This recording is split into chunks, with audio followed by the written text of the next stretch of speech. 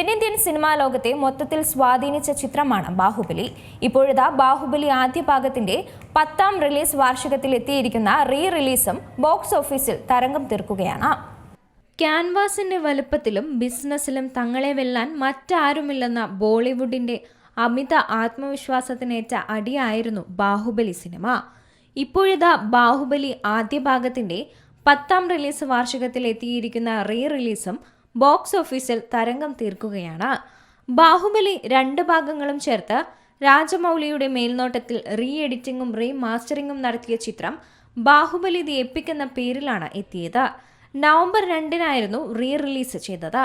2 ഭാഗങ്ങളും ചേർത്തപ്പോൾ 3.25 മണിക്കൂറാണ് ചിത്രത്തിന്റെ ദൈർഘ്യം.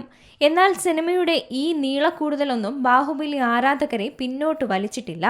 മറിച്ച് കണ്ടവരിൽ നിന്ന് മികച്ച മൗത്ത് പബ്ലിസിറ്റിയാണ് ചിത്രത്തിന് ലഭിച്ചത്. അത് ബോക്സ് ഓഫീസിലും പ്രതിഫലിക്കുകയാണ്. ആഭ്യന്തര മാർക്കറ്റിൽ മാത്രമല്ല, റിലീസ് ചെയ്യപ്പെട്ട മറ്റ് വിദേശ മാർക്കറ്റുകളിലും. പ്രമുഖ ട്രാക്കർമാരായ സാക് നിൽക്കിന്റെ കണക്ക് പ്രകാരം ചിത്രം ഇന്ത്യയിൽ നിന്ന് നേടിയ നെറ്റ് കളക്ഷൻ 29.65 കോടിയാണ്. ഗ്രോസ് 33.25 കോടിയും. ബാഹുബലി ദി എപ്പിക് വിദേശ മാർക്കറ്റുകളിൽ നിന്ന് നേടിയിരിക്കുന്നത് 11.75 കോടിയാണ്. 2ാം വരവിൽ ആഗോള ബോക്സ് ഓഫീസിൽ നിന്ന് ചിത്രം നേടിയിരിക്കുന്നത് 45 കോടി രൂപയാണ്. ചില കണക്ക് പ്രകാരം ആഗോള ബോക്സ് ഓഫീസിൽ നിന്ന് ഏറ്റവും അധികം കളക്ട് ചെയ്ത ഇന്ത്യൻ റിലീസാണ് ബാഹുബലി ദി എപ്പിക്. എന്നാൽ ഇന്ത്യയിലെ മാത്രം കളക്ഷൻ എടുത്താൽ ബാഹുബലിക്ക് മുമ്പ് മറ്റ് 2 ചിത്രങ്ങൾ കൂടിയുണ്ട്. 2 ബോളിവുഡ് ചിത്രങ്ങളാണവ. ഹർഷ് വർദ്ധൻ റാണയുടെ സനം തേരി കസം, സോഹം ഷായുടെ തുമ്പാഡ് എന്നിവയാണവ.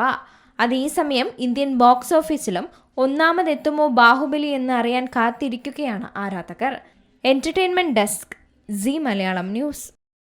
ഏറ്റവും പുതിയ വാർത്തകളും വിശേഷങ്ങളും വിരൽത്തുമ്പിലറിയാൻ സീ മലയാളം ന്യൂസ് എല്ലാ ഡിജിറ്റൽ പ്ലാറ്റ്ഫോമുകളിലും ലഭ്യം.